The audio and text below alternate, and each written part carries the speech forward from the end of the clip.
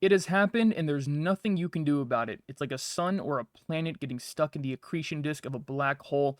You're starting to get sucked in. You don't know when you're going to be sucked in. It may be today, it may be tomorrow, but you know for damn sure you're getting sucked in.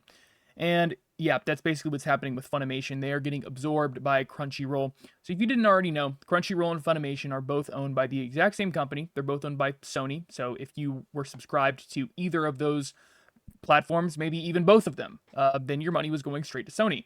And so we've known for quite a while now that it was inevitable. Funimation was going to be getting absorbed by Crunchyroll just to keep the brand kind of clear and concise. Like, oh, you go to, Crunchyroll, boom. Like, there's no rivalry between Funimation and Crunchyroll. And so a lot of these people have actually had to have both subscriptions just simply because one site has a certain anime and the other one doesn't. And this is by design. This is no mistake. Funimation has had signed like deals with certain studios to have their solely on their website. Therefore, Crunchyroll had no access to it at all. But now Crunchyroll is going to have access. So you might be thinking, okay, that's a great thing. That's good. Now I'm going to have every great. I don't have to have two subscriptions now, and all of Crunchyroll is going to have a wider selection of anime.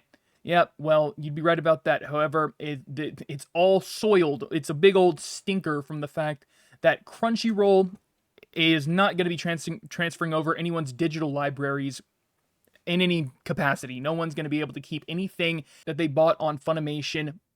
Nothing. If you bought a Blu-ray copy of a certain anime, then that's gone. Like, for example, I'm looking at their site right now. They have Berserk, the complete 1997 TV series Blu-ray for $44.96. If you were to buy that on Funimation right now, that's not getting transferred over to Crunchyroll. So I advise you to not buy that. And this is a great example of how buying digital copies of anything never amounts to actually owning it. You never own something that you digitally purchase. This is such a perfect example.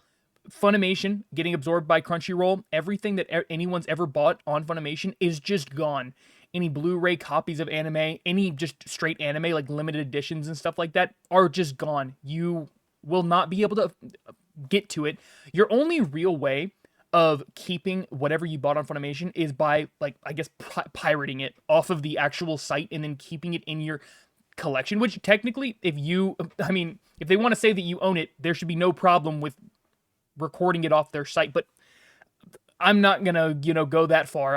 I do not condone doing something like that. However, technically, you should own that, but, I guess not in the eyes of Sony. More people need to know about this. They have quite a few of these shows that aren't just available on Funimation, that you actually have to purchase on their website, and that's going to be gone. It's going to be completely gone once it transfers over to Crunchyroll, which you might be wondering, okay, they're both under Sony.